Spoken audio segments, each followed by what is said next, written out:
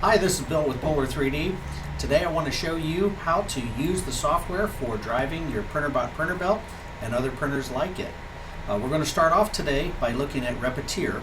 Repetier is a desktop software application that I've actually written a plugin for. The plugin is simply a post processor that takes your code and it rotates it, shifts it if you will, so that the printer belt can actually move the conveyor belt along with each subsequent layer that it drives.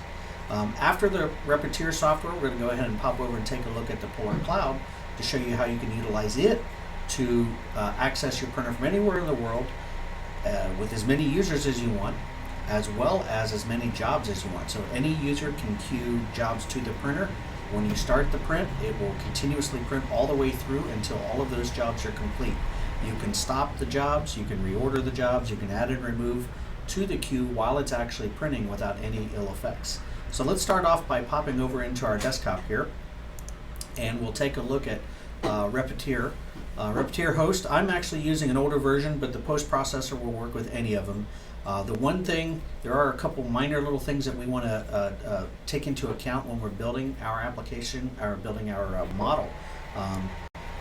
The first thing that I'm going to do is I'm actually going to define a configuration for the printer that looks like the Printrbot Simple. So the Printrbot Simple is simply a 6-inch square build area. And in this case, we do have a heated build platform, so we want to make sure that we set it up for a heated build platform. So here is our printer shape. In this case, I've got 120 millimeters, but anything's okay. It's just a classic Cartesian printer. But the really important feature is the feature that we call the G-code shifter. This is the post processor. When you go into your printer settings, the very last tab is Advanced. The Advanced tab actually has your connection information and everything else about the definition of your printer. The advanced portion of it has what they're calling the post slice filter. In reality, this is an executable that you're going to run, and you can pass in various parameters. The first two parameters are the file names, and they're always going to be the same: the in file name and the out file name.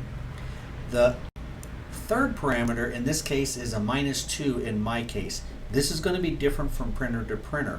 The -2 defines how far the part should be shifted back and forth from the homing point of origin.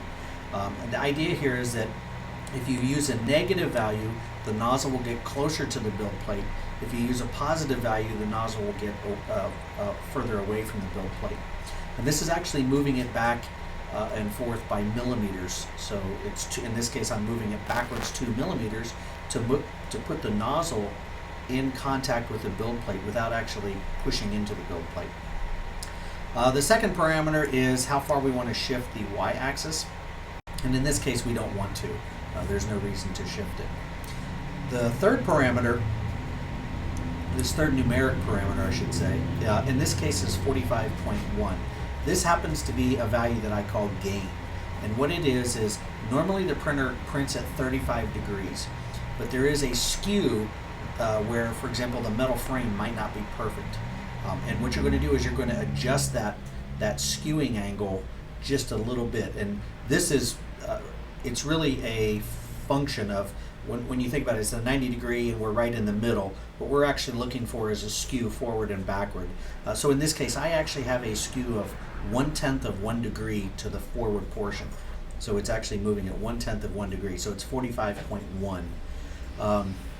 In the next release of the software, I'll probably be eliminating that one altogether, and we'll probably just go with a fixed value of 35.1, for example. But this actually made the math a little bit easier. The next parameter in this case is your layer height, 0.3. So I'm going to be printing from Repetier in a 0.3 layer height. If I ever change that, I also need to change this parameter because that tells it how far the layers are that it has to shift.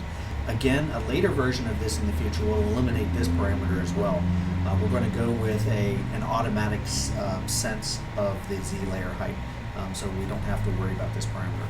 And the last parameter is actually pretty important for the Printrbot Simple. Just pass a value of 1, or Printrbot Printrbelt. Just pass it a value of 1. What this indicates is whether it is an XY or a YX axis. And what I mean by that is Does the gantry move side to side on the y-axis, or does it move side to side on the x-axis? The Printrbot Printrbelt actually moves side to side on the y-axis, so we put a value of 1.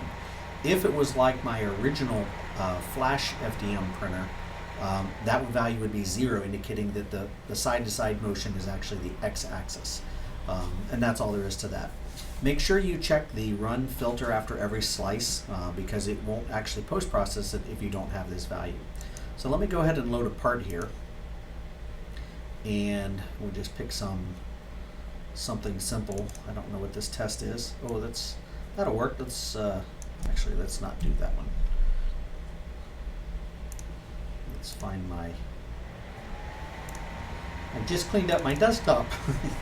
Oh, here, Astrobot. We'll just use an Astrobot. That'll work. So you'll notice that I have the origin on this printer in the lower left corner of that. And the lower left is the correct location for where this printer will start. You'll also notice that in this case I have the Astrobot pointed towards the origin. That's just what we want. In this case, the back of it, when you're printing on this type of printer, you want the smaller overhang towards the front of the printer. The front of the printer is this right edge here. If I were to turn him around, his arms and his helmet actually have a pretty severe overhang, and they would actually droop off of it much more severe than the back. Now, what that brings up is another interesting thing about supports. Right now, we do not do any supports, so you want to make sure in your slicer that you have your supports turned off. They will not actually generate, they'll generate, but they won't actually print correctly if you turn them on in this particular setup. And the reason is in Repetier, the first thing that we need to do when we load our object is we need to rotate it. So I'm going to choose rotate, and I'm going to take the y-axis and rotate it by 35 degrees. Now you'll notice what that's done is that's pointed his feet up into the air. This angle represents the angle of the build plate or the gantry on the Printrbot Printrbelt. So we have a 35-degree angle, and the part is now rotated towards that. What I can now do is choose slice, and you're going to see something kind of interesting that the slicer does. You saw that window pop up there. That window actually indicated that the post-processor was running, and now we can see our rotated by 35-degree Astrobot here, but you'll also notice that his feet are kind of hanging over the edge. If I line this up just right, you can see his feet stick out past the edge of the build plate a little bit. And in this case, they're sticking out by 2 millimeters, which happens to be that first value that I passed into the converter here. If I set that to 0 and reslice it, you'll see that that value goes away. And that overshoot goes away. It's there, and now it moved away. So we want to make sure we put that back in there for this particular printer.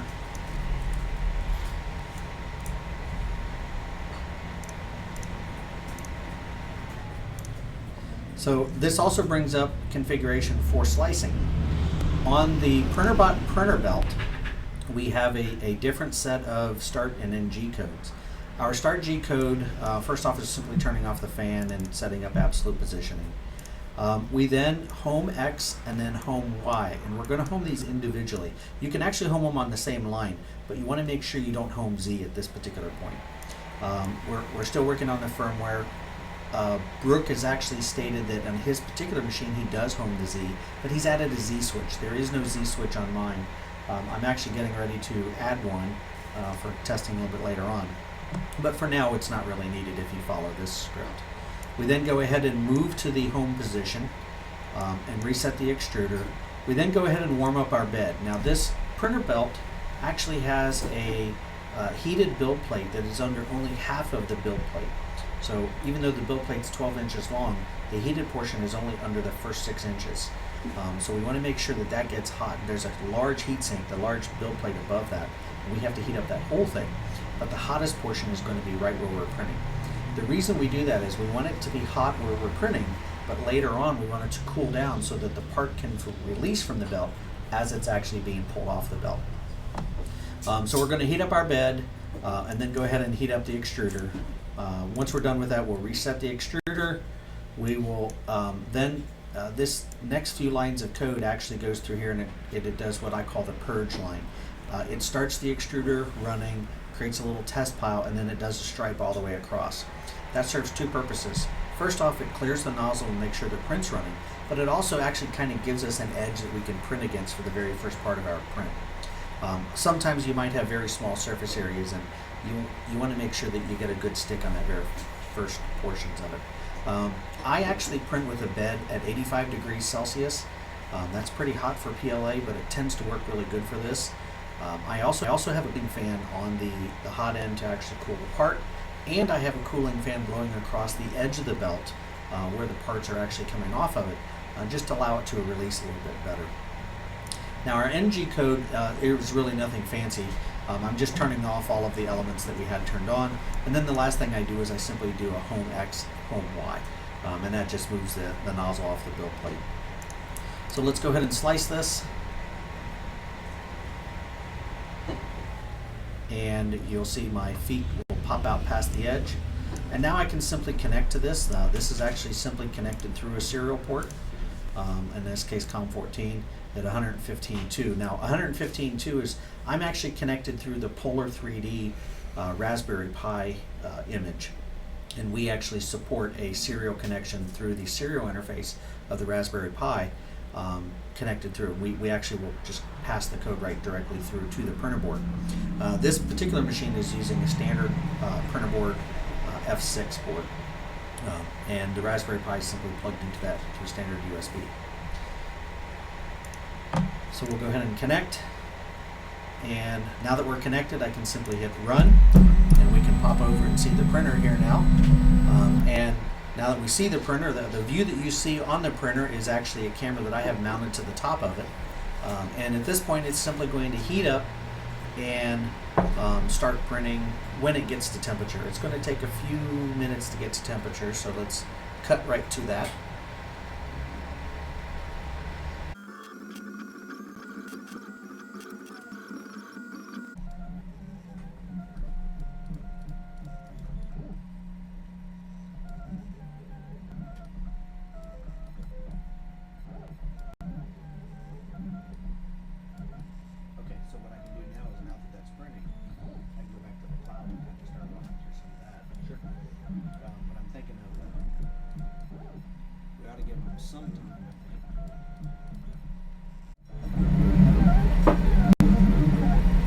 Okay, so while that's printing, what we're going to do now is actually walk through a couple other things. First off, I wanted to show you the Thingiverse item for the G-code shifter.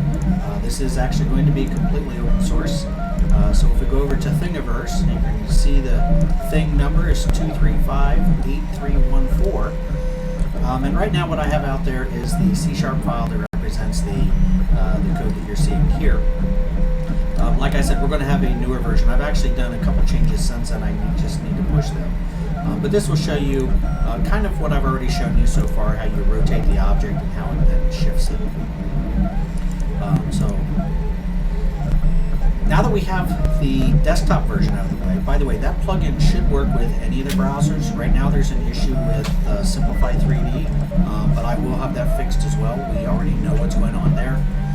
Some slicers actually will slice where the Z changes on a separate layer from the motion commands, and that's what my code is expecting. But any of the slicers that will embed the Z at the end of another motion actually might run into issues there.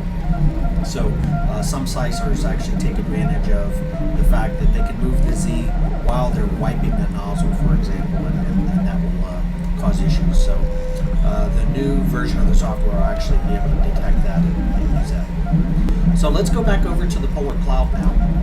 And the Polar Cloud is simply accessed by navigating to polar3d.com. And what you're going to do is, if you haven't already created an account, all you have to do is sign in with one of these three providers for now. We have Google, Facebook, and Microsoft's Live account. When you just simply sign in, that'll create an account for you. In this case, I'm going to choose my Polar3D account. Now I have several printers already registered. I have a whole bunch of objects, but I just want to kind of walk you through that whole process. So the first thing that I'm going to do is I'm going to go to my objects collection.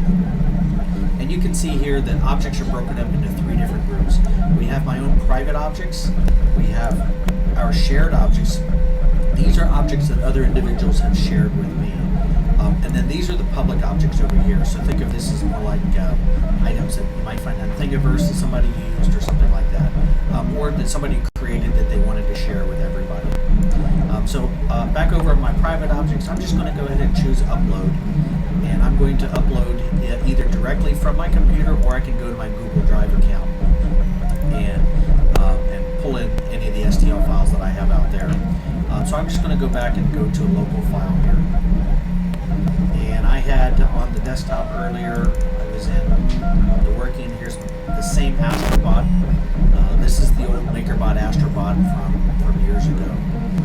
Let's just go ahead and upload that. And what that's going to do is it's going to go ahead and create a new object, and you'll see that it's loading it to the build plate automatically for me. This is kind of a nice feature where you can load it here. It's already saved in your objects collection, but in this case it's already in my printer as well now. So you can see my printer in this case is PB000116. That's there because it was already added.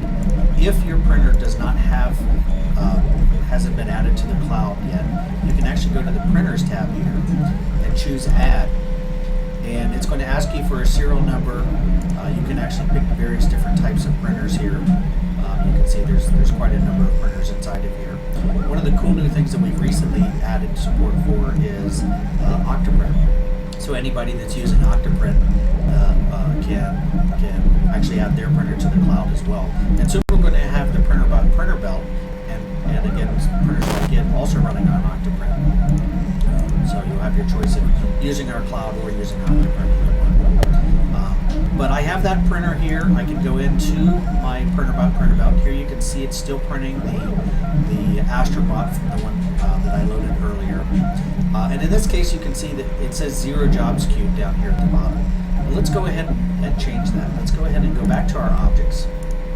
I'm going to pick my Astrobot again. Only this time, instead of editing it like you saw earlier, I'm just going to hit 3D print. That's going to load it back to the build plate. And from there I can then modify it. So let's, for example, change its scale to 200%. Okay, so they're a little bit bigger Astrobot. Now, in this case, we have the controls to scale it as well.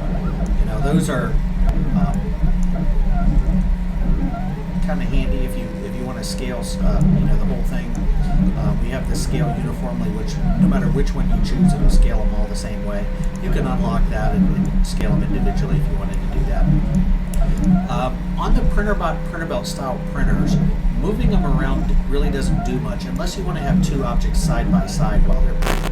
I don't recommend this on the Printrbelt simply because the logistics of it actually spends time moving between the 2 parts, and in reality all you have to do is print them simultaneously, one right after the other, and it'll actually print faster if you print one at a time than if you print side by side.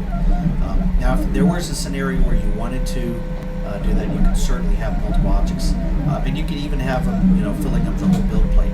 In fact, some of the objects you can even have can extend way beyond the build plate. So in this case, the build plate is this rectangle. Let me show you an interesting object that would scale beyond that. So here is a Lego Technic. It's a very long piece. If I choose 3D print, you'll see that the part, once this loads, will stick out way beyond the edges of this, and that's okay on the Printrbot Printrbelt style printer.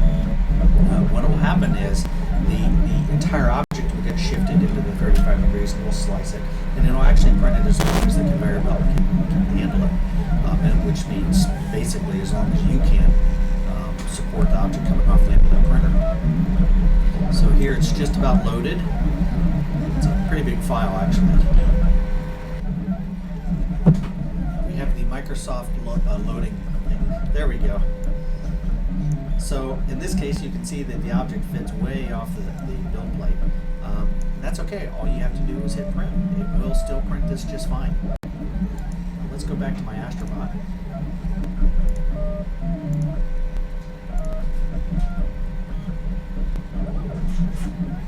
Again, we'll go ahead and scale him.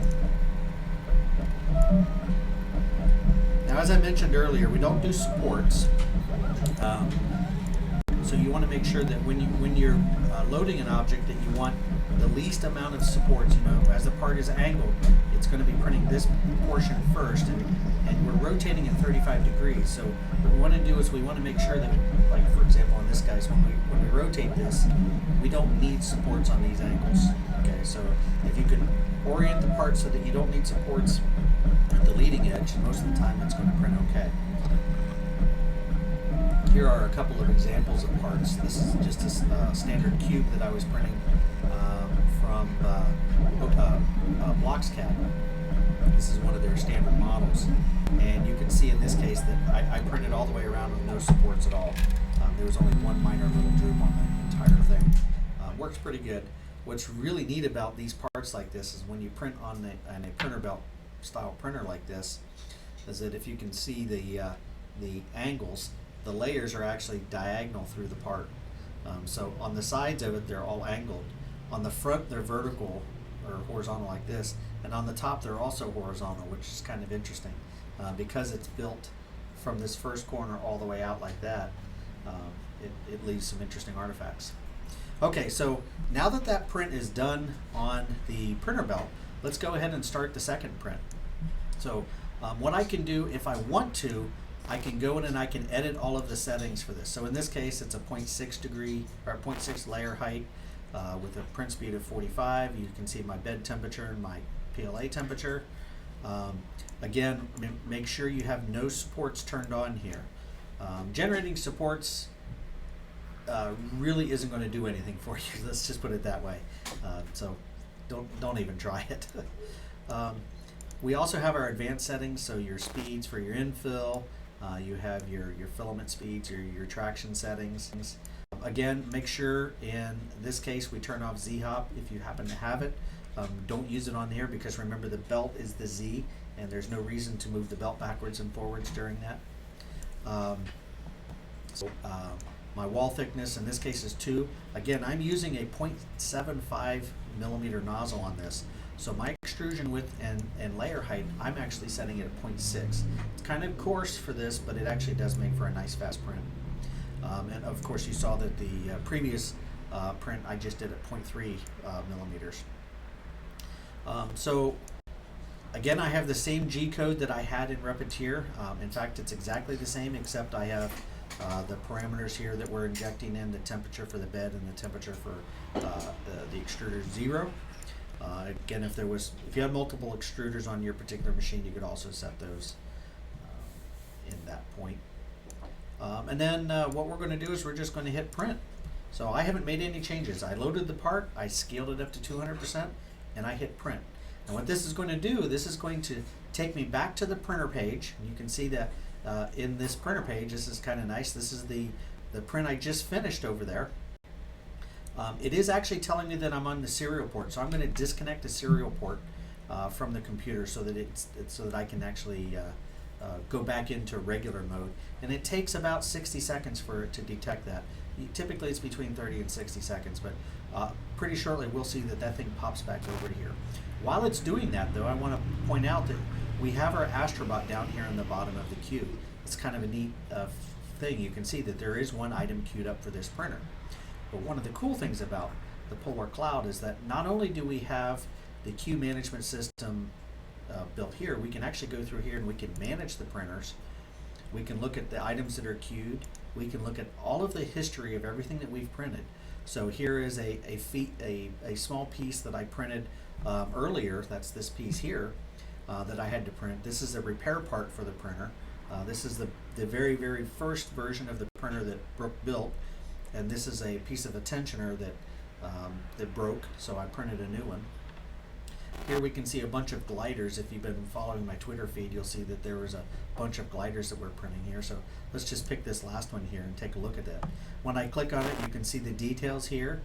You can see a snapshot of when it printed, and you'll notice that there are a bunch of actual gliders on the build plate, simply because there was a bunch in the print queue. We even recorded a time-lapse video of each one, and so I can actually play the time-lapse video, and we can watch the the time-lapse recording of this particular glider being printed. It's kind of a cool thing. Every print that's printed through the cloud on the Printrbelt, every single object gets its own time-lapse video recorded. So there was the complete glider being printed. Kind of cool. And if I wanted to, I could actually re-queue this guy. I can download the model itself. I can download the configuration file for, in this case, Cura that we used, or I can simply re-queue the job. So let's re-queue that. And if we go back to our printer page by clicking up on the dashboard here, you will see that we now have the Astrobot there, and we have the glider in the print queue. So that's kind of a nice little thing. One other item that we have here, let's go back to the queue. Let's add a whole bunch more of items to that. We have our history. Let's just take the same one and add a few items in the queue. If we go back to the dashboard, you'll see that I now have a bunch of items in the queue. And let's go ahead and add an emergency part. My printer broke earlier. I needed to print this. Let's just re-queue this guy. And the beautiful thing about this is I now have the ability to go into my print queue and say, oh, I need this guy to print first. Let's prioritize him. And what that did is that just moved him all the way to the front of the line here. So that object will print first. It's still reporting that we're on serial for some reason.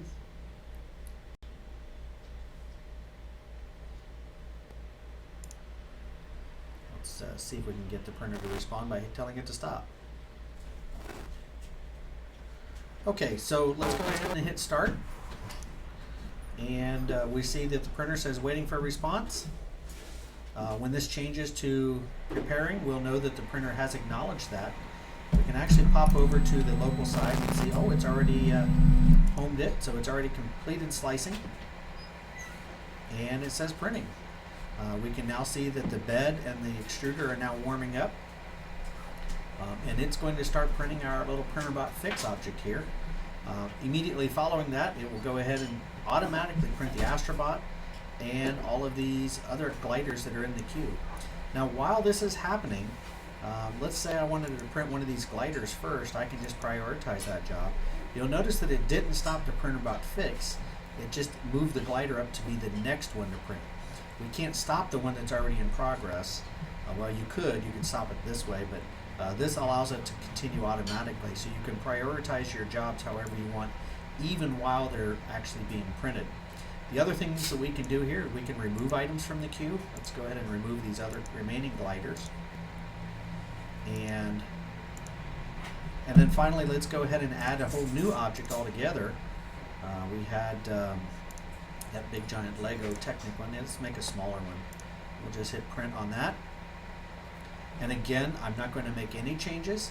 I'm simply going to load the part, and I'm going to hit print. It really doesn't get any simpler than that. And now you'll see that that Lego Technic part is actually loaded in the job as the fourth item in the queue. The printer will just automatically start printing all of these when it gets to it.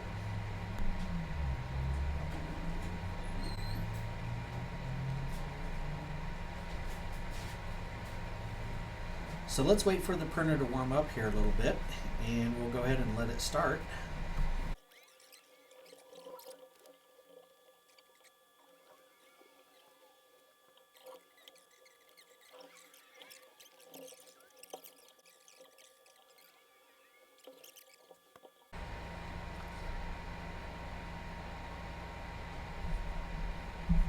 So while this is heating up, I want to go ahead and show you how to set up your printer when you first get it using the Polar3D image. When you first set it up, it's actually going to stand up its own hotspot. And that hotspot is actually going to be tied to the serial number of your printer software. In this case, mine is PB000116. So just look for a hotspot with that type of naming convention. So in this case, here's a FlashForge, here's a Polar3D printer. And connect to that hotspot. For these particular machines, the serial number is the password as well, so you can just use that as your password.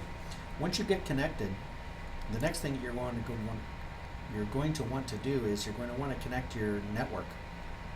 In this case, you can either plug in through the Ethernet port, or you can add a Wi-Fi network, and by simply clicking on the Add Wi-Fi, you can actually select any of the networks that are available. Set up if you, for example, connect to, in our case, our Polar3D, it detects the type of network and it asks for the password. Open networks will just connect automatically, and if you have a static IP address, you can select on that and fill in any of that information. Then you can go ahead and add that network. The next time you reboot your printer, it should automatically connect to that and show you that you have a connection. So that's how you actually know if you're connected.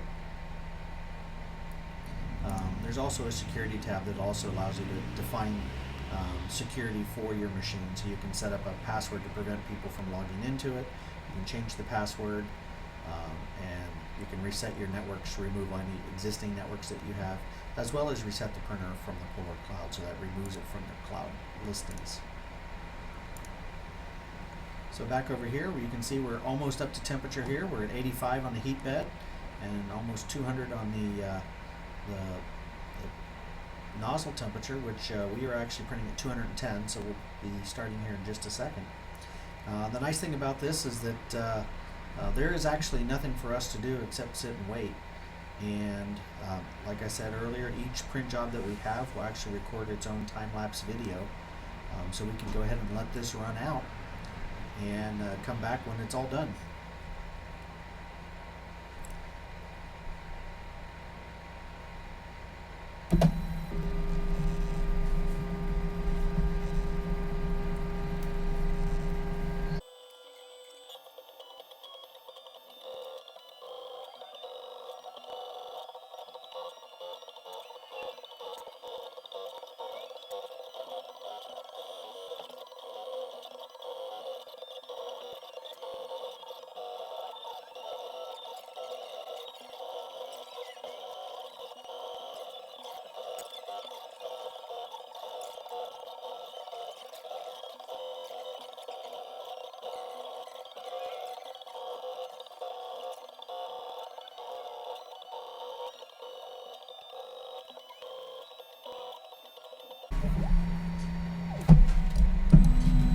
Okay, so we can see that that first part is completed, and you're going to see that now the print is, it's actually going to reset the printer. Here we can go down and see that we have the Printrbot fix is actually in a status of completing printing, which is actually collecting all the information it needs to finish it up, including the time-lapse video. So it will take that, upload that to the server. Now it doesn't upload it right away. It waits for up to maybe an hour or so before it actually uploads it. Typically it waits, the window is every 10 minutes, but if it has previous slices that it, previous prints that it hasn't uploaded, it'll upload them first, and it only does one at a time. So in this case it's just about finished here. And what we're going to see is we're going to see the status change from completing printing to a basically it's going to go to a printer ready, and then immediately start into printing the very next print.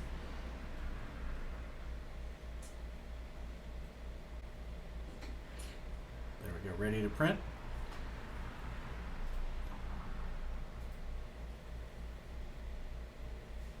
And now the print is started again.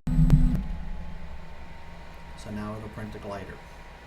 And it'll continue doing that for as long as you have jobs in the print queue. So for example, while I'm here, I can go ahead and go back to the older print job history. I can go ahead and requeue this job. Go back to the dashboard. Even though that's already in there, I can go ahead and promote this to the front of the line so it prints that one again. And while we're here, we can delete an object. And one of the other cool things that I can do is while I'm doing this, if I see two objects that maybe are compatible with each other, maybe they're the same job, I can go ahead and edit a job. And while it's in here, I can actually load an object back to the build plate. So notice this last tab here, load objects from your queue. Let's go ahead and grab the print queue. So we have this Lego Technic part here. Just hit load. And we can go ahead and move these around.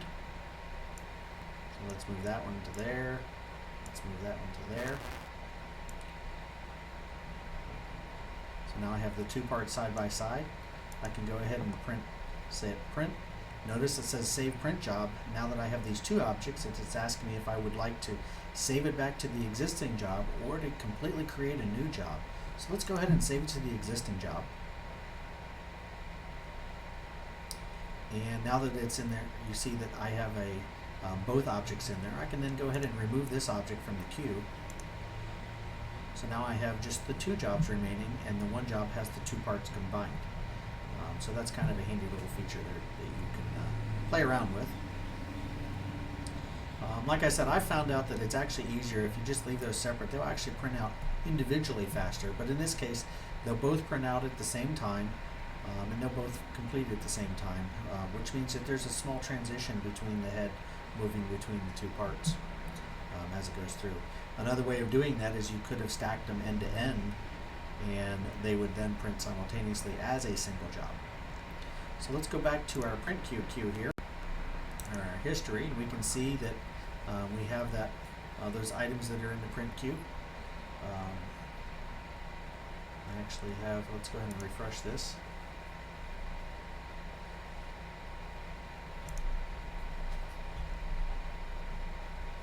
So here is, oops, let's go ahead and click on this. I want to see here you can see the snapshot of that part that just finished and the time-lapse video of it.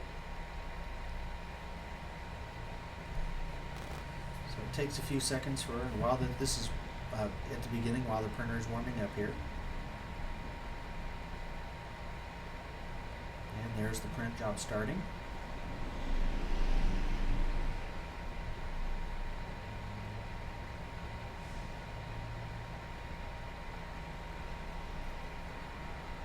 And it's complete. So that was a nice fast upload of that.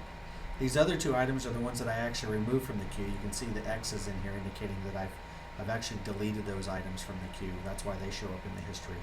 I still have the chance of reprinting those anytime I want to by choosing requeue that job. So that's kind of a nice walkthrough of the Polar3D software, the cloud platform, driving a Printrbot style Printrbelt printer.